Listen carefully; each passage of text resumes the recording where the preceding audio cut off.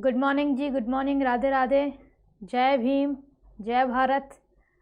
चलो भाई, सेशन को करते हैं शुरू। 2 दिन आप लोगों ने दी थी रिकॉर्डिंग क्लासेस, जिसमें हमने सौर मंडल के बारे में पढ़ लिया था और जिसमें हमने पढ़ लिया था अर्थ की गतियाँ, यानी कि मोशन ऑफ अर्थ और पृथ्वी की गतियाँ जिसको बोलेंगे, उसके बारे में। ठीक है, वो पढ़ना क्यों जरूरी था? क्योंकि आज का जो चैप्टर है वो कहीं ना कहीं लास्ट वाले क्लास से कनेक्ट करता है। अगर लास्ट वाली क्लासेस आपकी क्लियर नहीं हुई होंगी तो आज थोड़ा सा प्रॉब्लम आ सकता है, पर कोशिश करेंगे कि जो पहली बार ही क्लास ले रहे हैं उनको पहली बार में बात समझ में आ जाए। ठीक है, चलिए जी, तो फटाफट से ज़रा आते हैं यहाँ पर। और सभी यहाँ देख रहे हैं, ऐसे हालात हो सकता है आपने अपने क्षेत्र में भी कभी देखे ही हों। तो ज़रा बताइए, यहाँ पे आपको 2 बसेस दी गई हैं। एक बस का नाम रख देते हैं ए, एक बस का नाम क्या है? ए, और एक बस का नाम है बी। ठीक है, तो ज़रा कमेंट करके बताओ कि किस बस के यात्री किस बस में जाना चाहेंगे। ए बस के यात्री बी में जाना चाहेंगे या बी बस के यात्री ए में जाना चाहेंगे? बताएं ज़रा। ऐसी बसेस तो सभी ने देखी होंगी। पहली बार है, कोई दिक्कत नहीं विजय जी, पहली बार भी है तो भी बात आपको समझ में आ जाएगी। बताएं ज़रा, यहाँ पर 2 बसेस देख रहे हो आप, एक बस ए देख रहे हो और एक बस बी देख रहे हो। तो जो ये दोनों बसेस हैं किसी स्टेशन पे रुकती हैं, तो बताओ यहाँ के यात्री इसमें आना चाहेंगे या इस बस के यात्री इस बस में जाना चाहेंगे? बस तो नहीं है, लोडिंग वोडिंग टाइप से, पर अपन बस मान लेते हैं इसको। बी के ए में, सही बात है, बी के ए में। तो लगभग लोगों ने ये बहुत छोटी सी बात समझ ली होगी, बी के यात्री ए में जाना चाहेंगे। क्यों? क्योंकि ए में देखो ये सीट खाली है, ये सीट खाली है दोनों, है ना, ये बीच में एक सीट खाली है, इधर खाली है, ये सीट बहुत सारी खाली दिख रही हैं, यानी कि यहाँ से यहाँ आना चाहेंगे। ऐसे ही तो करना चाहेंगे, वहाँ से कहाँ? इधर आना चाहेंगे। क्यों आना चाहेंगे? ऐसा क्या है आने में, बताओ जरा। ऐसा आने में क्या है कि वो इधर से इधर आना चाहेंगे? क्योंकि भाई यहाँ जगह खाली है और यहाँ जगह खाली नहीं है। यहाँ क्या है? जगह खाली है और यहाँ पर जगह खाली नहीं है, यानी कि हवा हो, पानी हो, लोग हो, जहाँ जगह खाली होती है वहाँ जाना चाहते हैं। इस कॉन्सेप्ट को बहुत अच्छे से समझना है, क्योंकि आज की पूरी क्लास इसी पे डिपेंड करती है, इसी पे डिपेंड करती है ना। चलो 1 मिनट दो, आपके लिए कुछ मंगाते हैं और इस चीज़ को प्रैक्टिकल करके दिखाते हैं। क्या ये चीज़ें बसेस में लागू होती हैं या रियल में भी लागू होती हैं? देखें जरा।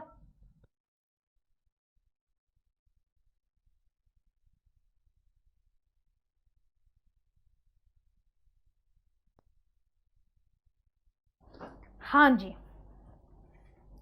तो अभी देखेंगे इस वाली चीज़ को कि ऐसा होता भी है रियल में। कैसे? बस नहीं, छोटा हाथी, हाँ है तो छोटा हाथी लोडिंग ही है, लेकिन मैंने जस्ट समझाने के लिए एक शब्द ले लिया है। एक सेकेंड, है ना, पहले इस चीज़ को समझ लें। मैंने कहा ना, पूरा क्लास जो है ना, आज का क्लास थ्योरेटिकल कम है, इसमें रटने जैसा कुछ नहीं है, ना रटाने जैसा इसमें कुछ है, ना इसमें हम ट्रिक बता पाएंगे। इसमें सारी चीज़ें समझ की हैं। अगर समझ नहीं बनी तो इससे क्वेश्चन नहीं बनेगा। तो हमें क्या है, समझ बनाना बड़ा ज़रूरी है। ठीक है, इसमें क्या चाहिए हमको? समझ चाहिए। चलो तो देखते हैं कितने लोगों की आज समझ बनती है इसमें। चले, तो हमने आपके लिए कुछ मंगा लिया है यहाँ पे।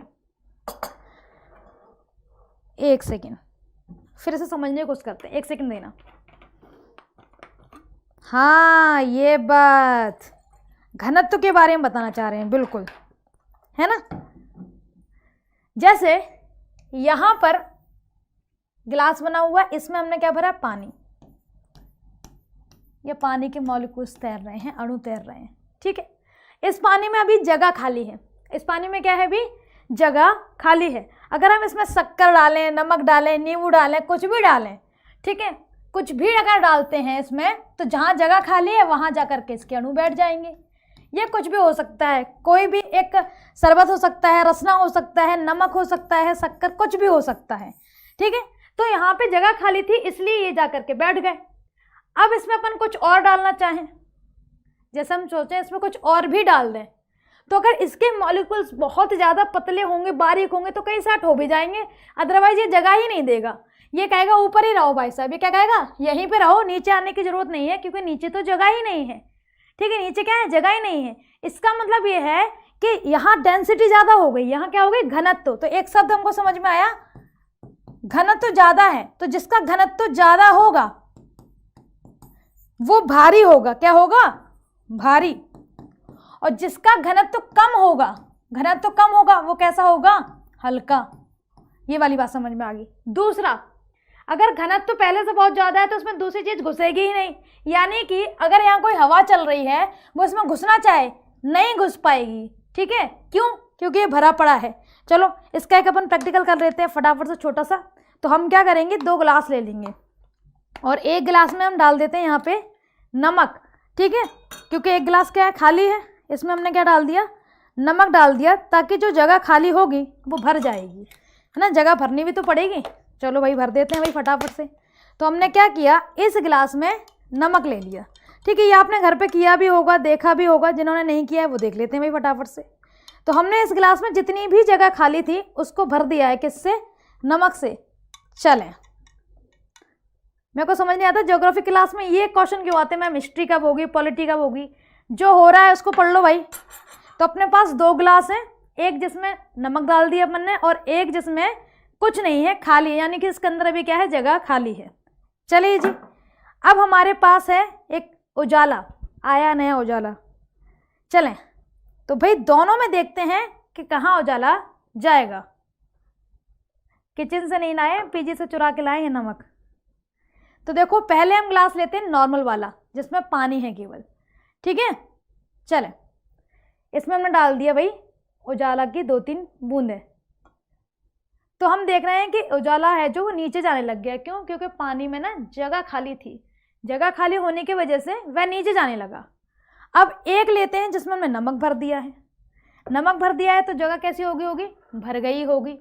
ठीक है, ये नमक वाला है, इसमें पहले से जगह भर गई है, तो अब डालते हैं इसमें उजाला। तो देखते हैं इसके साथ क्या होता है। हमने जैसे इसमें उजाला डाला, 4-5 बूंदें डालनी, लो नीचे दिख रहा है क्या, नहीं गया, ऊपर ही तैर रहा है। ये देखो क्यों, ऊपर ही क्यों है, क्योंकि नीचे तो नमक भरा हुआ है, नीचे जगह खाली ही नहीं है, जो थोड़ी बहुत जगह थी वो नमक से भर गई। ठीक है, वो क्या हो गई, नमक से भर गई।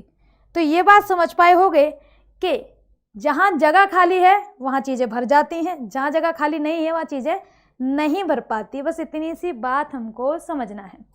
ठीक है, इतनी सी बात समझना है। चलें, ये बात आप समझ गए होंगे कि जहाँ जगह खाली है वहाँ लोग घुसेंगे, वहाँ क्या है, लोग घुसेंगे। बस इतनी सी बात है, इसको हटाते हैं। ये ग्लास वाली बात समझ में आई होगी, तो भाई यहाँ पे भी समझ लो। अब यहाँ पे हमने ली ठंडी हवा। कैसी जनाब, ठंडी हवा। और ठंडी हवा का घनत्व ज़्यादा होता है। ठीक है, डेंसिटी ज़्यादा होती है और इसका भार भी ज़्यादा। तो घनत्व क्या होता है, भारी होता है ना, तभी तो ऐसे ऊपर लगाते हैं कि ठंडी हवा अपने आप नीचे गिरेगी, और नीचे लगा देते तो ठंडी हवा ऊपर उठती ही नहीं, तो ऊपर कमरा गर्म बना रहता, नीचे कमरा ठंडा हो जाता। मतलब पैर में तो सॉक्स पहन लेते, ऊपर अपन सैंडो बनियान पहन के घूम रहे होते भाई, ऐसा तो नहीं होता। तो ठंडी हवा का घनत्व ज़्यादा होता है, इसलिए ये क्या होती है, भारी भी होती है। इसके मॉलिक्यूल्स क्या होते हैं भाई, सब पास पास में बैठे होते हैं। ठंड में नहीं होता चिपक के बैठ जाते हैं, तो बस ये मान लो ठंड में चिपक के बैठे हुए हैं। दूसरी जगह हम लेते हैं गर्म हवा। कैसे जनाब, गर्म हवा। गर्म हवा का घनत्व क्या होगा, कम होगा, घनत्व कम होगा। ये कैसी होगी, हल्की होगी। कैसी होगी, हल्की, यानी कि इसका जो दाब है वह भी कम हो जाएगा, यानी कि ये लो प्रेशर होगी, इसका दाब भी क्या हो जाएगा, कम। और ये कैसी हो रही होगी, ये हाई प्रेशर हो रही होगी। अब यहाँ पे भी कुछ मॉलिक्यूल्स बना देते हैं। चलो, अब इसकी डेंसिटी कम है तो इसमें कम है अणु, इसमें क्या है, ज़्यादा है। अभी समझ के आए थे कि ज़्यादा वाले लोग कम की ओर भागेंगे। ज़्यादा वाले लोग कहाँ भाग रहे हैं, कम की ओर, क्योंकि इसमें जगह है इसलिए भर जा रहे हैं। शादियों में नहीं देखा, जो दुल्हन का कमरा होता है वहाँ लोग ज़्यादा जाने की सोचते हैं, क्योंकि दुल्हन को थोड़ी प्रायोरिटी देते हैं कि भाई चल 4 दिन की चांदनी है तेरी, जा एक कमरा तेरा हुआ, ऐसा कर ले। तो लोग कहते हैं दुल्हन के कमरे में चलो, वहीं रख देंगे सामान, खाली दिखा, या घर का कोई बुजुर्ग होगा उसका कोई कमरा खाली होगा तो वहाँ रखेंगे, है ना। तो जहाँ कमरा खाली है वहाँ घुसने की सोचते हैं, तो कमरा जहाँ खाली है वहीं। इसका मतलब हवाएं हाई प्रेशर से लो प्रेशर की ओर चलते हैं। क्लियर है बात? बस यही समझाना था। यही बात पे पूरा क्लाइमेट टिका है, पूरी जलवायु, ला नीना, अल नीनो, फलाना ढिमाका सब इसी पे चलेगा, प्रेशर बेल्ट सब इसी पे चलेंगे। इसलिए इस कॉन्सेप्ट पे थोड़ा सा ध्यान ज़्यादा दे रहे थे। पर हाई प्रेशर से किधर? लो प्रेशर में। ठंडे से किधर? गर्म में। ठंडे से कहाँ चलेंगे? गर्म में। तो जबरदस्त ठंड तो हमारे रूम में भी हो रही है। यहाँ तक बात समझ आ गई होगी, है ना?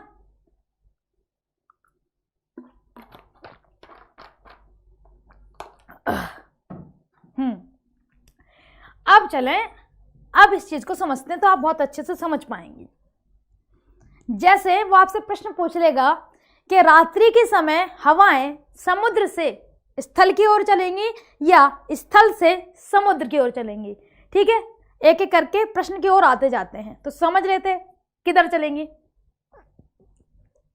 सॉरी, ये हमारा स्थल हुआ, ये हमारा जल क्षेत्र, ऐसा ही इसमें है, ये हमारा जल हुआ, ये हमारा स्थल क्षेत्र, यानी कि land area, ocean area, land area.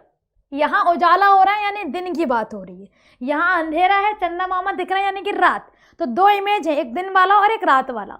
तो पहले दिन वाले को समझते हैं। ठीक है, होता क्या है, पत्थर आपने देखे होंगे जल्दी गर्म होते हैं।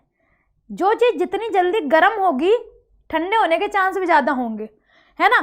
तो गर्म जल्दी, ठंडा जल्दी। लेकिन समुद्र के साथ क्या है, समुद्र में मानते हैं, जैसे ये मान लेते हैं, अब यहाँ से सूरज की रोशनी गिर रही है तो ऊपर वाली लेयर तो गर्म हो गई, लेकिन जो अंदर हजारों मीटर तक समुद्र फैला है नीचे तक गर्म नहीं हो पाएगा ना। जैसे अपन पानी गर्म करते हैं रॉड डाल करके, तो रॉड जब डालते हैं तो ऊपर की लेयर तो जल्दी गर्म हो जाती है, नीचे की गर्म होने में टाइम लगता है। अब वो केवल बकेट की बात है, लेकिन रॉड समुद्र में डालते तो कुछ ना कर पाएगा, उतना एरिया को गर्म कर पाएगा। ठीक है, तो समुद्र बहुत गहराई में है तो नीचे क्या रहता है, ठंडा। अब सूरज की किरणों से धीरे धीरे गर्म करती हैं, जब वो धीरे धीरे गर्म हुआ है तो फिर ठंडा भी क्या होता है, धीरे धीरे होता है ना? तो देखिए यहाँ पे क्या स्थिति हो रही होगी दिन में, ये वाला एरिया तो हो गया होगा गर्म, दिन में क्या हो रहा होगा, ये एरिया तो गर्म हो गया होगा, और इसके कंपेयर में जो जल वाला एरिया है यह हो रहा होगा ठंडा। गर्म तो ये भी हो रहा होगा धीरे धीरे, लेकिन इसके कंपेयर में कम होगा ये गर्म। ठीक है, क्योंकि अभी गर्म होने में से टाइम लगेगा, ये गर्म हो चुका है। अभी पढ़ के आए हैं गर्म और ठंडे की कहानी। ये ठंडा एरिया है तो प्रेशर कैसा हो रहा होगा, हाई प्रेशर। ये गर्म एरिया है तो प्रेशर कैसा हो रहा होगा, लो प्रेशर। सिंपल सा, लो प्रेशर क्यों हो जाती है, गर्म चीज है ऊपर उठ रही है। जनरली मानो ना, मान के चलते हैं ये कोई बकेट है, अब ये गर्म हो गई, ऊपर उड़ने लग गई। मानो पहले मेरे सिर पर रखी थी, अभी क्या है, ऊपर उड़ने लग गई, तो हमें लगेगा हाँ भार कम हो गया, तो प्रेशर क्या होगा इस पर, कम। लेकिन ये ठंडी हो जाए और सिर पे रख दी जाए तो कैसा लगेगा, भार ज़्यादा, है ना? तो हाई प्रेशर में क्या लगता है, सॉरी ठंडे में क्या लगता है, हाई प्रेशर लगता है, ऐसा लगता है भार ज़्यादा हो गया, वही कहानी है। तो ये लो प्रेशर क्यों हो जाता है, क्योंकि गर्म हवाएं ऊपर उठ जाती हैं, तो इस एरिया में क्या है, कुछ बचता ही नहीं है, वैक्यूम बन जाता है, खाली हो जाता है इधर। तो देखें हाई प्रेशर लो प्रेशर समझ में आया होगा। अब दिन में क्या स्थिति होगी, हाई इधर है तो भाई साहब इधर से इधर चलेंगी हवाएं, चलेंगी कि नहीं चलेंगी, यानी कि दिन के समय जल से स्थल की ओर हवाएं चलती हैं। पहला क्वेश्चन, जल से स्थल की ओर क्या चलती हैं, हवाएं चलती हैं। क्लियर? रात में देख लेते क्या होता है। अब रात में क्या हुआ, स्थल गर्म हो चुका था, स्थल क्या हो गया था, गर्म हो गया, और जैसे रात आई तो ठंडा भी जल्दी हुआ, गर्म भी जल्दी हुआ था, ठंडा भी जल्दी हो गया। जल वाला एरिया धीरे धीरे पूरी रात पहले तो गर्म हुआ, सॉरी पूरी रात कह, पूरे दिन गर्म हुआ, फिर रात आ गई, तो अब इसको ठंडे होने में लगेगी ना पूरी रात, समय लगेगा ना इसको ठंडा होने में, यानी ये ठंडा हो नहीं पाया और ये ठंडा हो चुका है। तो स्थल वाला भाग ठंडा हो चुका है, जल वाला अभी भी गर्म रह गया है। बात कब की चल रही है, रात की। इसका मतलब ठंडा है तो हाई प्रेशर इधर बन रहा होगा, ये गर्म है तो लो प्रेशर इधर बन रहा होगा। अब हाई से लो ही में क्या चलती हैं, हवाएं चलती हैं। चला दो भाई साहब हवा इधर, तो देखो स्थल से समुद्र की ओर यानी जल की ओर क्या चल रही हैं, हवाएं। आपने पुरानी कहावतें सुनी होंगी कि रात में नदी किनारे जाना मना है, चुड़ैल घूमती हैं लग जाती हैं, भूत घूमते हैं लग जाते। क्यों भाई, वॉक करने आते हैं क्या भूत? अब भूत को सोना नहीं है, अपने काम दाम नहीं देखने, रात में वो क्या कर रहा है नदी किनारे, तो भूत चुड़ैल नहीं होती हैं। ठीक है, वहाँ ये लग रहा होता है कि हवाएं स्थल से समुद्र की ओर या पानी वाले एरिया की तरफ चलती हैं, तो हवा जिधर चलेगी उधर ही अपन को धक्का महसूस होगा। तो यूँ लगता है कि स्थल से कोई पानी में धक्का मार रहा है।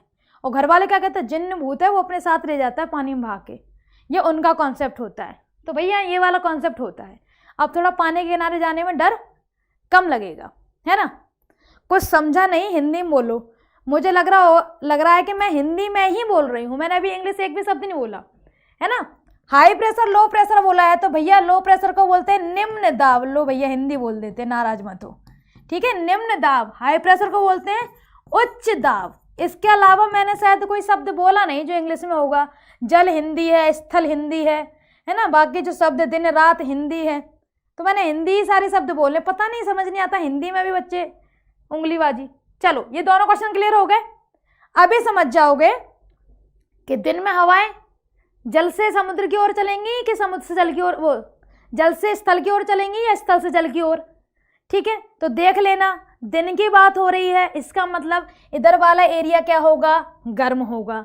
इधर वाला एरिया क्या होगा, गर्म। तो समुद्र से इधर की ओर चलेंगी दिन में, और रात में किधर चलेंगी, तो भैया जल वाला गर्म है, तो स्थल से जल की ओर चलती हैं। क्लियर है, ये समझाने वाली बात है। रटना है तो फिर रट लो, रटना है तो सिंपल रटो। दिन में क्या होता है, स्थल से और सॉरी जल से स्थल की ओर चल। दिन में क्या होता है, जल से स्थल की ओर, स्थल की ओर हवाएं चलती हैं। और अगर बात करें रात की, तो रात में क्या हो जाएगा, स्थल से जल की ओर चलती हैं, स्थल से जल की ओर। ये थ्योरी वाली बात हो गई। समझ नहीं आया तो फिर रट लो भाई साहब। देखो दो ही बातें हो सकती हैं, या तो आप में समझने की क्षमता है या फिर रटना है। दोनों में से कोई एक चीज होगी, या तो हम रट लें या समझ लें। तो समझाने की भी मैंने कोशिश कर ली, ठीक है, एग्जाम्पल भी दे दिया, प्रैक्टिकल करके भी दिखा दिया। उसके बाद एक ही ऑप्शन बचा है, जैसे समझ नहीं आया वो रट ले कि दिन में हवाएं जल से स्थल की ओर चलती हैं और रात में हवाएं स्थल से जल की ओर चलती हैं। काहे को चलती हैं ये वाली बात जाने दो, फिर केवल याद कर लो, वो आप पे डिपेंड करता है कि आप कैसे पढ़ना चाहते हैं। चलो ये चीज़ क्लियर हुई। अभी चलते हैं आगे। यहाँ पे एक इमेज दिख रहा होगा, जैसे कलर बदलने दो। इधर वाला एरिया हरा दिख रहा है, इधर पड़ा है सूखा। इधर क्या पड़ा है, सूखा पड़ा हुआ है। ऐसा क्यों हुआ है, तो समुद्र से या किसी भी एरिया से जब बादल चले, ठीक है, पानी लेकर के चले, यहाँ पहाड़ खड़ा हुआ था, इससे टकरा गए। इससे क्या हो गए, टकरा गए, तो सारा का सारा पानी यहीं बरस गया। तो इधर वाला एरिया तो ग्रीन हो गया क्योंकि पानी बरसा है, लेकिन इधर वाले एरिया पे पानी आया ही नहीं। ये हिस्सा कैसा रह गया, सूखा रह गया, ठीक है। ये हिस्सा कैसा रह गया, सूखा रह गया। तो सूखा वाले हिस्से को क्या कहते हैं, वृष्टि छाया क्षेत्र। क्या कहते हैं हिंदी में, वृष्टि छाया क्षेत्र कहते हैं। इंग्लिश में क्या कहते हैं, rain shadow reason. Rain shadow reason, समझ में आ रहा होगा, ऐसा रीजन जिस पर रेन की शैडो पड़ती हो। वृष्टि छाया क्षेत्र, छाया मतलब कि परछाई, ठीक है, क्षेत्र एरिया हो गया, और वृष्टि मतलब कि बारिश। क्लियर है। अब जैसे हम यहाँ खड़े हुए हैं तो हमारे पीछे शैडो बनेगी, पीछे शैडो बनेगी तो वो क्या हो जाएगा, हमारा छाया क्षेत्र हो जाएगा। ऐसे ही बारिश इधर होने लग गई, इधर हुई नहीं, तो इधर क्या पड़ गया, इसका शैडो पड़ रहा है। बारिश नहीं आ रही पर परछाई परछाई आ रही है। इसको और समझ लेते हैं अच्छे से, ताकि गड़बड़ी करके ना आ जाओ और आप ये समझ पाओ कि मैप में सूखा वाला एरिया क्यों और कहाँ है, ठीक है। तो यहाँ पे जरा समझते हैं। हमने एक वेस्टर्न घाट समझा था, जिसने भी ली हो क्लास, तो देखें जरा। जैसे ये एक माउंटेन है, वेस्टर्न घाट है, ठीक है, मैंने इसको ऐसा कर लिया है, समझना। ये माउंटेन है, इधर से बारिश आ रही है, इसको यहाँ लगाएं थोड़ा क्लियर दिखेगा। यहाँ से क्या आ रही है, बारिश वाले बादल आ रहे हैं। बादल इस पहाड़ से टकराए, इधर वाले एरिया में बारिश हो गई। इधर वाले एरिया में तो बादल जा ही नहीं पाए। हाँ, ऊंचाई से उड़ते हुए जाते और इधर पहुंच जाते तो बारिश होती, लेकिन ये चोटी पहले से बहुत ऊंची है। ये इधर वाली चोटी क्या है, पहले से क्या ऊंची है, 2000 मीटर के आसपास ऊंचाई है इसकी। बादल इतनी ऊंचे उठ पाए, उड़ के जा रहे थे, यहाँ टकरा गए, सारा पानी इधर ही बरस गया। इधर पानी पहुंचा ही नहीं। जब इधर पानी पहुंचा ही नहीं, इसलिए यहाँ पे सूखा वाला हिस्सा आया, तो इसको क्या बोला गया, वृष्टि छाया क्षेत्र, ठीक है, वृष्टि छाया क्षेत्र। एक बच्चा कह रहा है अंजलि छाया क्षेत्र, हाँ हमारा पड़ेगा तो क्या बनेगा। चले, तो हम ये समझ पाए कि पहाड़ बना हुआ है, इधर से बादल आ रहा है और बादल इधर टकरा गया तो सारा पानी इधर ही बरस जाएगा, इधर वाला जो हिस्सा है ये सूखा रह जाएगा, इसलिए इसको क्या कहेंगे, वृष्टि छाया क्षेत्र। यही चीज लिखी हुई है यहाँ पे, ठीक है। ये इसलिए बता रहे, मैंने कहा ना कुछ चैप्टर ऐसे हैं वहां से क्वेश्चन कॉन्सेप्ट से बनते हैं, रटाने से नहीं बनेंगे। मैं रटा भी दूंगी 2-3 लाइन तो भी नहीं बनेंगी, ठीक है। हो सकता है वो घुमा फिरा के यहाँ से पूछ ले, तो इसलिए जरूरी होता है कि हमें कॉन्सेप्ट पता होना चाहिए। कुछ चैप्टर रटाने वाले वहाँ रटा देंगे, क्या टेंशन है। आगे चलें, यहाँ पे भाई बड़े सुंदर सुंदर दो बादल दिख रहे हैं, पहाड़ भी दिख रहा है, इसे समझें। पहले पॉइंट समझें, जो बातें वो समझें, फिर क्लाइमेट को समझेंगे, परेशान ना हो। यहाँ एक बादल, यहाँ एक बादल, भागने की भड़बड़ी मत मचाना, अच्छे से पढ़ लेना आज, ठीक है। एक बादल इधर से जा रहा है, एक बादल इधर से जा रहा, दोनों टकरा गए तो क्या हो गई, बारिश। क्या हो गई, बारिश।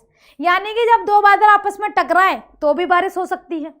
यहाँ हम क्या देख रहे हैं कि ये पहाड़ बना हुआ है, इधर से एक बादल जा रहा है, ये भी टकरा गया तो क्या होगी, बारिश। यानी कि बादल, चाहे बादल बादल टकरा जाए तो भी बारिश हो सकती है, चाहे बादल और पर्वत टकरा जाए तो भी बारिश हो सकती है। तो बारिश होने के लिए एक्सीडेंट होना जरूरी है। जब दो लोग भिड़ेंगे तभी क्या होगी, बारिश होगी।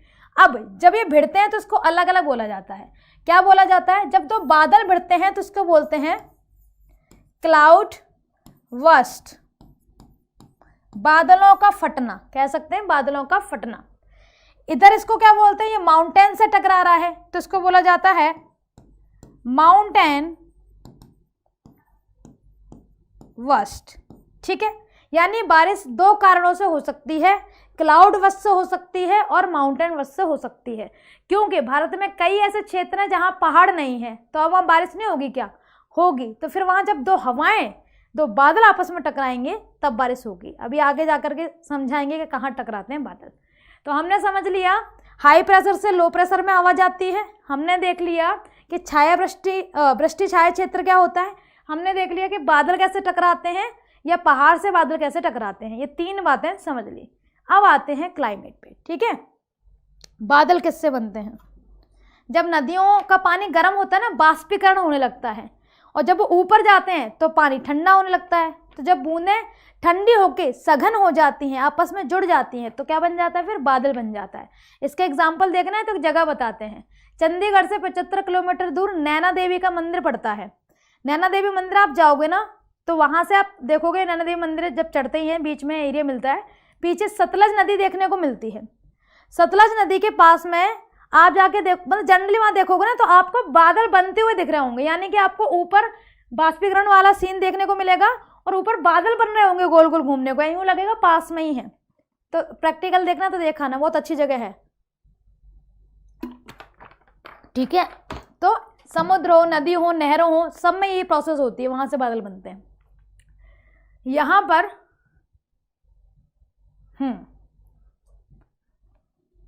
तो कुछ बातें समझना जरा मानसून के लिए, भारत मानसून के लिए। तो जो मानसून शब्द है, मानसून शब्द किससे बना है, एक अरबी भाषा का शब्द है, अरबी भाषा का शब्द। ये सीधा सीधा याद कर लेना क्योंकि यहां से क्वेश्चन आया हुआ है। अरबी भाषा का शब्द है क्या, मौसम। मौसम, मौसम से क्या बना हुआ है, मानसून बना है, ठीक है। मौसम का मतलब होता है बदलने वाली हवाएं, ठीक है। हवा बदलेगी तो भाई मानसून वाला सीन बनेगा, कैसे बनेगा आगे जानेंगे। तो पहला क्वेश्चन याद रखेंगे क्या, कि मानसून किस भाषा का शब्द है। तो मानसून जो है वह किस भाषा का शब्द है, अरबी भाषा का शब्द है मौसम, वहां से मानसून बना है। अब बात करते हैं भारत की मानसून कैसी है, या भारत का जलवायु कैसा है। तो उष्ण कटिबंधीय, उष्ण कटिबंधीय मानसून, ठीक है। उष्ण कटिबंधीय मानसून है, हमारे यहाँ की जलवायु कैसी है, उष्ण कटिबंधीय।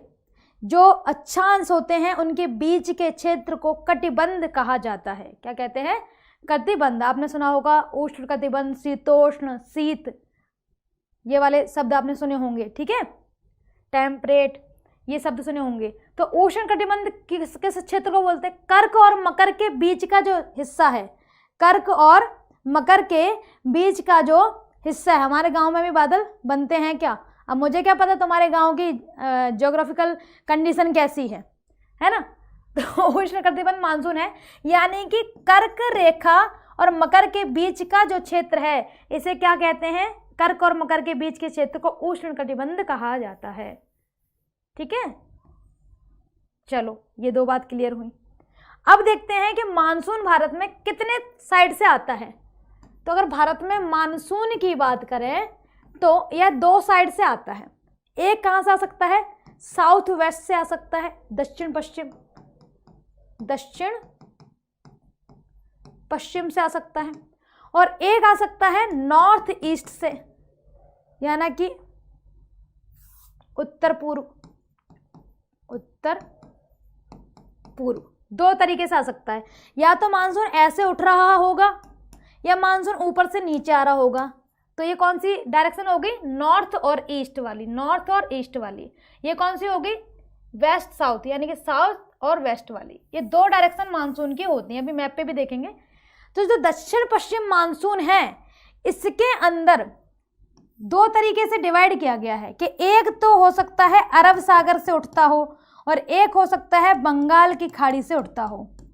ठीक है, दो जगह से उठ सकता है, अरब सागर से बंगाल की खाड़ी। अगर बारिश की बात करें तो लगभग 75%, ठीक है, लगभग 75% जो है दक्षिण पश्चिम मानसून से पानी आता है। यानी कि हमारे यहाँ पर जो वर्षा ऋतु है वह किससे आती है? दक्षिण पश्चिम से, क्योंकि जून में स्टार्ट हो जाता है ना। अभी मैप पे भी आते हैं, पहले हम थोड़ी थ्योरी समझ लें। तो अरब सागर बंगाल की खाड़ी से दक्षिण पश्चिम उठ सकता है। अब बात करें उत्तर पूर्व से, तो जो सर्दी वाला सीजन है, ठीक है, शरद ऋतु जो होती है, शरद ऋतु की बात करें या रिट्रीट की बात करें, रिट्रीट मानसून, ये उत्तर पूर्व से आता है। रिट्रीट मानसून या सर्दी वाला जो मौसम है वह कहाँ से आता है? उत्तर पूर्व से आता है। अब कौन से क्षेत्र है जहाँ पहले बारिश होती है, उत्तर पूर्व से कहाँ बारिश होती है, इस प्रकार की सारी बातें करेंगे। ठीक है, चले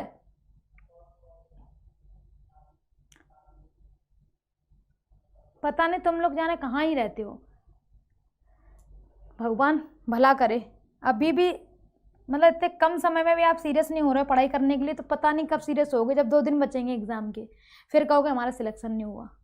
सिलेक्शन उनका बिल्कुल नहीं होता जो 1% भी मजाक के मोड में होते हैं, क्योंकि कंपटीशन कैसा है मुझे बताने की जरूरत नहीं है, आपको भी खुद पता होगा कि कंपटीशन ऐसी तैसी करके रखे हुए सबकी। ठीक है, चलें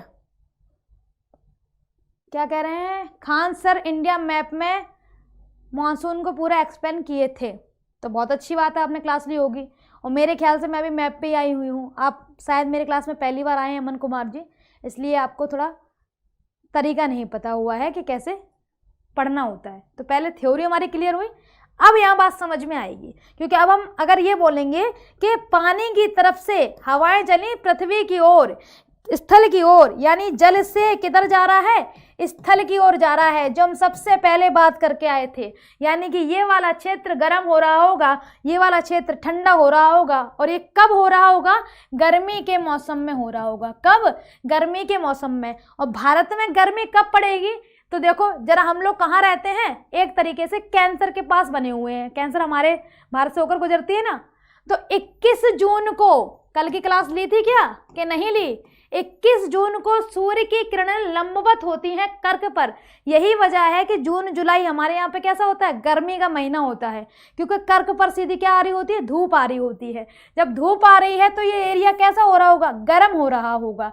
इसीलिए जून में क्या होता है? जल से हवाएं किधर चलने लगती हैं? स्थल की ओर, क्योंकि ये गर्मी की वजह से गर्म है और ये इसके कंपेयर में ठंडा है। तो हवाएं किधर से चलने लग गई? अरब सागर की ओर से चल रही होंगी। इधर बे ऑफ बंगाल है तो ये भी जल क्षेत्र है, तो कुछ हवाएं इधर से इधर भी चल रही होंगी, है ना। जिसने कल की क्लास नहीं ली है तो कृपया करके कल की क्लास जरूर लेना। इसमें हमने कोरिलेस फोर्स वगैरह और पृथ्वी के मोशन, ये थोड़ा डायरेक्शन, इसके बारे में बताया है, ताकि ये चैप्टर आपको बहुत अच्छे से समझ में आए। तो हमने ये देख लिया कि जल से किधर चलेंगी? स्थल की ओर। कब? गर्मी में। अपने यहाँ गर्मी की कहानी कब से शुरू होती है? वैसे शुरू तो मार्च अप्रैल से हो जाती है, जून से हमारे यहाँ बारिश वाला सीन शुरू होता है। ठीक है, जून से बारिश वाला सीन शुरू होता है। यहाँ तक बात समझ आई? आज क्लास ले लो ये पूरा, है ना, भागने की पड़ जाती है, आज पूरा क्लास ले लो।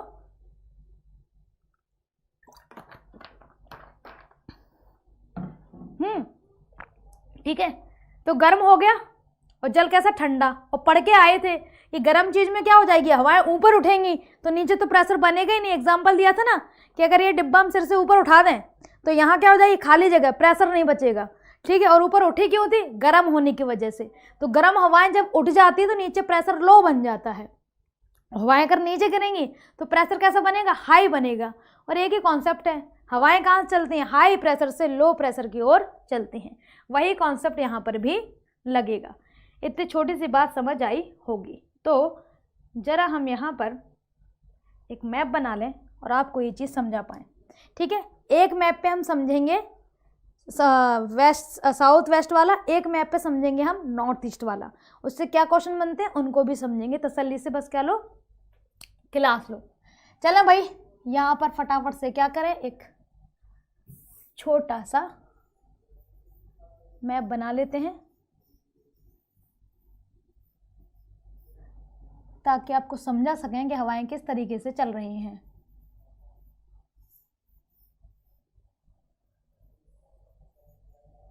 चले, तो हमने यहाँ पे मैप देखा, इधर हम देख रहे हैं अरब सागर। अरब सागर, यहाँ अल्नीनो और लानीना के चक्कर में मत पड़ना, फंस जाओगे वो, है ना। पहले इंडिया का समझ ले। यहाँ बंगाल की खाड़ी, बंगाल की खाड़ी। चले, पहले जून आया, जून आ गया, इसका मतलब जो सूरज है वह कहीं ना कहीं मकर पे आने के लिए तैयार बैठा है। इसका मतलब वह अपने स्थल को गर्म करने के लिए तैयार है। ठीक है, कर्क रेखा से जितने भी शहर देश गुजर रहे होंगे वो गर्म होने की तैयारी में है। यहाँ पर क्या बन रहा होगा, लो प्रेशर बन रहा होगा, सभी को पता है। यहाँ पर अरावली है, यहाँ पर विंध्यन है, यहाँ पर सतपुड़ा, यहाँ पर वेस्टर्न घाट बना हुआ है और यहाँ पर ईस्टर्न घाट बना हुआ है, सभी को पता है। ये हमारा हिमालय वाला क्षेत्र बना हुआ है। ठीक है, ये है तो सतत, लेकिन यहाँ पे बीच बीच में घाट बने हुए हैं, पाल घाट, भोर घाट, असरी घाट, जिससे हवाएं घुस जाती हैं। तो कुछ ऐसा आर्किटेक्चर है, माउंटेन की क्लास ली होगी तो देखा होगा। अब पहला जून आया और हवाएं उठना शुरू हुई नीचे से, हिंद महासागर की ओर से। तो पहली ब्रांच तो खाली ही चली जाती है, जो पहली ब्रांच उठती है ना वो खाली ही चली जाती है। अब आती है अपने भारत की बारी, यहाँ से ब्रांच उठना शुरू हुई तो कहीं कहीं आपको देंगे 1 जून से, बिल्कुल 1 जून से ही क्या होती है, ब्रांच उठती है, लेकिन वह नीचे से ही निकल जाती है। जब आप वर्ल्ड मैप देखोगे ना तो समझ में आएगा। अब देखें जरा, फर्स्ट ब्रांच उठी इंडिया के लिए, इंडिया के लिए उठी और ये पहुंची कहाँ, केरल। यहाँ पे जो तट पड़ता है इसका नाम है मालाबार, मालाबार। और जो इधर तट पड़ता है इसका नाम है कोरोमंडल, कोरोमंडल। ठीक है, तट की अपने आप में पूरी एक क्लास होगी, इसमें तटीय रेखा और उससे बनने वाले क्वेश्चन पढ़ेंगे, यहाँ केवल थोड़ा सा बता रहे हैं। तो यहाँ पे क्या है, मालाबार तट है और यहाँ राज्य कौन सा है, केरल। यहाँ कौन सा राज्य है, तमिलनाडु। पहले दिन ही क्लास में आपको बताया था कि मैप पे थोड़ा ध्यान देना है। पहली भाई ब्रांच उठी, कहाँ घुस गई, मालाबार तट, यानी कि पहली वर्षा कहाँ हुई, पहली वर्षा। तट की बात आएगी तो मालाबार और राज्य की बात आएगी तो केरल में हुई। चले, दूसरी ब्रांच उठी, दूसरी ब्रांच जब उठती है तो यहाँ पासेस बने होते हैं, इनके थ्रू यहाँ आती है एमपी और महाराष्ट्र वाले हिस्से में, और सतपुड़ा के पैरेलल बहती हुई जाती है। समुद्र से जैसे जैसे हवाएं दूर होती है वैसे वैसे हवाओं में नमी कम होती है। जैसे मानो हम यहाँ से एक मटका लेके चले पानी भर के और हम 5 किलोमीटर दूर गए और ऊबड़ खाबड़ जगह भी हैं, टकराते हुए ऊंचे नीचे रास्ते चलते हुए जा रहे हैं, तो पानी क्या होगा, फैलता हो जाएगा। तो जहाँ से भरा था वहाँ तो मटका पूरा भरा था, लेकिन जब हम दूसरी जगह पहुँचे तो वहाँ क्या हो गया, मटका थोड़ा कम हो गया। हो सकता है 10 किलोमीटर चलें तो मटका खाली हो जाए।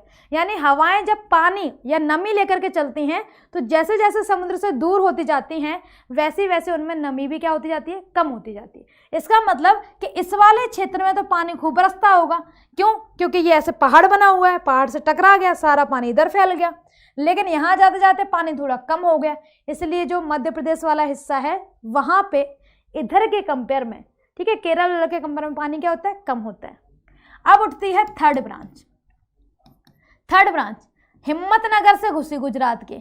अब ये राजस्थान वाले हिस्सा इसके ऊपर से बहती हुई जा रही, जम्मू कश्मीर तक पहुंची।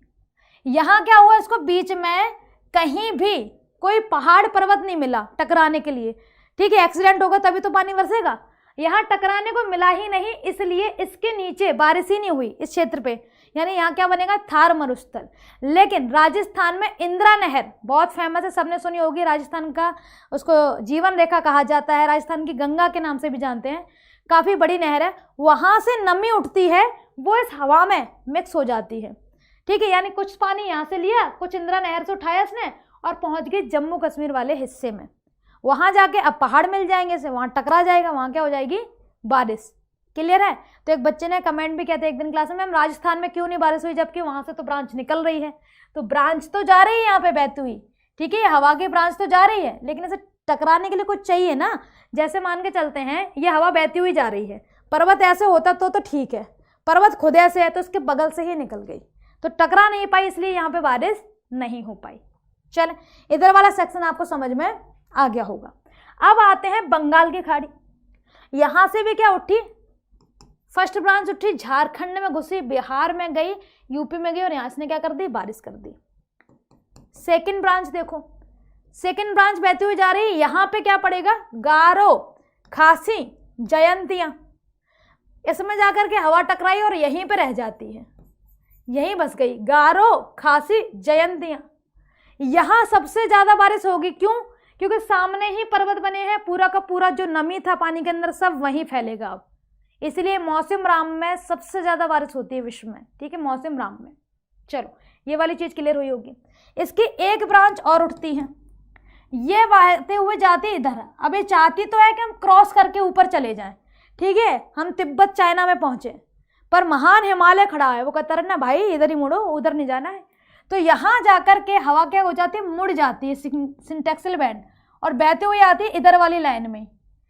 अब यहाँ देखो ब्रह्मपुत्र बह रही, नदी वाला चैप्टर पढ़ा ना, ब्रह्मपुत्र से इसने नमी उठाई और नमी उठा करके अब ये किधर, हिमाचल प्रदेश, उत्तराखंड, पंजाब, इस वाले क्षेत्र तक जाती है। तो इस तरीके से भारत के अंदर हवाएं चलती हैं और वह भारत में जगह जगह पर क्या करती हैं, वर्षा करती हैं। तो ये कौन सा वाला देख रहे थे हम, दक्षिण पश्चिम वाला, दक्षिण पश्चिम वाला, ठीक है। अब ये मत सोचना कि मैम ये बंगाल तो नॉर्थ में चला गया, उधर ईस्ट में चला गया है, नहीं भाई साहब, दक्षिण पश्चिम से ही उठेगा, कोरिलेस हवा आपने पढ़ी होंगी, तो ये उधर की साइड जा रहा है। अब बात करते हैं सर्दी वाली बारिश, ठीक है।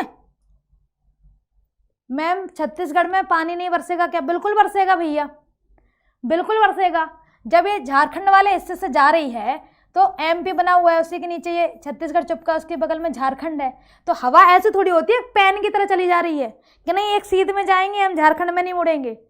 भैया हवा तो फैल के चलती है ना, एक राज्य के ऊपर से थोड़ी निकल रही होगी, वो तो कहने के लिए बता रहे हैं कि एंटर करती है पश्चिम बंगाल से, झारखंड से, छत्तीसगढ़ और क्या कहते हैं बिहार वाला ऊपर हिस्सा, उड़ती हुई जाती है। तो हवा एक तार जैसी थोड़ी ना है, हवा तो पूरी फैली हुई में चलती है।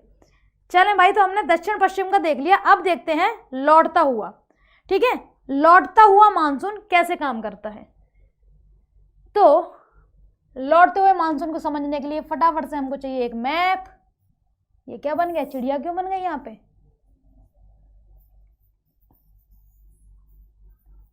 चलें भाई, जो कह रहे हैं मैम कौन सा चैप्टर चल रहा है यहाँ पे, तो भैया क्लाइमेट चल रहा है। क्या चल रहा है जी, क्लाइमेट। आज थोड़ी लंबी क्लास करेंगे, केवल आज वाली बात है, केवल आज की बात है, क्योंकि हम नहीं चाह रहे कि हम बीच में चैप्टर छोड़े। लो अब लौटते हुए की बात करेंगे, तो लौटता वाला कौन सा था, नॉर्थ ईस्ट वाला। कैसा जी, नॉर्थ ईस्ट। अब आ गई सर्दी, अब क्या आ गई, सर्दी आ गई। अपने सर्दी दिसंबर में स्टार्ट होती है ना, तो 22 दिसंबर मकर रेखा पर सूर्य लंबवत मकर पे जा रहा है, हम तो कर्क पे हैं, उसके बाद विषुवत आएगा, उसके बाद मकर आएगी, यानी कि सूरज हमसे भी बहुत दूर है। तो यहाँ वाला एरिया कैसा हो रहा है, एक तरीके से ठंडा, यानी कि यहाँ पर क्या बन रहा है, एक तरीके से हाई प्रेशर बन रहा है। लेकिन इसके कंपेयर में अगर इसको देखा जाएगा तो यहाँ बन रहा होगा लो प्रेशर, यहाँ महान हिमालय खड़ा है और ज़्यादा ठंडा होगा, यानी कि हाई हाई प्रेशर वाली कहानी है, इससे भी ज़्यादा हाई है, समझ रहे हो। तो अब हाई प्रेशर से कहाँ जाता है, लो प्रेशर में, लेकिन एक तरफ डबल हाई प्रेशर है, इधर कम हाई प्रेशर है, तो भी हवा किधर जाएंगी, क्योंकि इसके कंपेयर में तो ये लो है ना, इसके कंपेयर में। अगर ये 5 डिग्री पे पहुंची हुई है गाड़ी, ठीक है, ठंडा हो रहा है, यहाँ 10 डिग्री टेम्परेचर हो रहा है। अब टेम्परेचर ज़्यादा है तो गर्मी ज़्यादा होती है ना, ऐसा नहीं है कि टेम्परेचर ज़्यादा तो ठंडी ज़्यादा हो जाएगी। चले, तो यहाँ बात समझ में आई, अगर ज़्यादा हाई है तो वह कम हाई की ओर जाएगा। तो चलो भाई देख लेते हैं यहाँ पे नॉर्थ ईस्ट में अब क्या हो रहा है। अब हवाएं यहां से इधर की ओर चलेंगी, चलने दो भाई, कोई दिक्कत नहीं है। हवाएं क्या कर रही हैं, यहां से इधर की ओर चल रही हैं नॉर्थ ईस्ट से, लेकिन नॉर्थ ईस्ट से चल भले रही हैं, लेकिन बीच वाले हिस्से में पानी नहीं बरसेगा। क्यों नहीं बरसेगा, समझना इस चीज को, क्योंकि हिमालय की तरफ से हवाएं तो ठंडी आ रही हैं, पर इनमें कोई नमी नहीं है। इनमें क्या है, नमी नहीं है। अब कहोगे मैम हिमालय साइड तो नदियां बहुत हैं, नदियां बहुत हैं, लेकिन गर्मी नहीं है ना, गर्म होगा तभी तो बाष्प बन के ऊपर जाएगा, तब बादलों में वो नमी मिलेगी, लेकिन वहां तो क्या है, सब ठंडा हो रखा है। तो हवाएं तो चलती हैं पर नमी नहीं होती, तो फिर सर्दी में इस वाले हिस्से में बारिश कैसे हो जाती है। तो भूमध्य सागर की ओर से तूफान उठता है और वहां से एक ब्रांच आती है भारत के साइड। यहाँ आकर के जो नंगा पर्वत है, हिमालय के कुछ पहाड़ हैं, वहां से 2 भागों में बढ़ जाती है। तो एक लेह लद्दाख वाला हिस्सा, जम्मू कश्मीर वाला, एक मुड़ जाती है इधर, ठीक है, यानी कि कुछ हवाएं इधर की साइड मुड़ी। अब इनमें क्या है, नमी लेकर आई हैं, ठीक है, नाम क्या है इनका, पश्चिमी विक्षोभ, पश्चिमी विक्षोभ, ठीक है, इंग्लिश में बोलते हैं वेस्टर्न डिस्टर्बेंस। अब इधर से एक बंदा मटकी लेके आ रहा पानी की, इधर से एक बंदा खाली हाथ चला रहा, दोनों भिड़ गए, तो क्या होगा, पानी बरसेगा भाई, मटकी फैल जाएगी। ऐसे ही ये नमी लेकर के आ रही हैं और ये खाली हवाएं हैं, कोई दिक्कत नहीं है, इनके पास नमी है तो ये क्या कर देंगे, ये बारिश कर देंगे, ये क्या कर देंगे, बारिश कर देंगे। यानी कि दिल्ली, चंडीगढ़, राजस्थान, हिमाचल प्रदेश, ये कुछ ऐसे क्षेत्र हैं जहां सर्दियों में क्या हो जाती है, बारिश हो जाती है। क्यों हो जाती है, पश्चिमी विक्षोभ की वजह से। क्वेश्चन पूछेंगे कि वेस्टर्न डिस्टर्बेंस की वजह से किन क्षेत्रों में पानी बरसता है, या एक बहुत फेमस क्वेश्चन है कि दिल्ली में सर्दी में बारिश किस वजह से होती है, तो पश्चिमी विक्षोभ की वजह से दिल्ली में होती है बारिश। क्यों होती है, ये आप लॉजिक समझ गए होंगे। अब रिट्रीट मानसून आ रहा है इधर से, तो ये बांग्लादेश वाला हिस्सा, ये अपना पूरा नॉर्थ ईस्ट वाला, तो ये तो पूरा लैंड एरिया है, लैंड एरिया, तो यहाँ पे भी कोई नमी नहीं बन रही होगी। लेकिन अब आते हैं नीचे वाले एरिया में, ठीक है, नीचे वाले एरिया में आते हैं, यहाँ है पानी और बहुत ज़्यादा मात्रा में पानी है, थोड़ा बहुत नहीं है, क्योंकि बंगाल की खाड़ी बहुत दूर तक फैला हुआ है। तो थोड़ा बहुत अब इससे क्या उठती होगी, नमी उठती होगी। थोड़ी जगह है तो वहाँ से तो जल्दी नमी नहीं उठ पाती, लेकिन बड़ी जगह है तो उसमें क्या उठती होगी, थोड़ी बहुत नमी उठती होगी। तो जब ये ब्रांचेस इधर आ रही होती हैं, ये बंगाल की खाड़ी से क्या ले लेती हैं, नमी ले लेती हैं।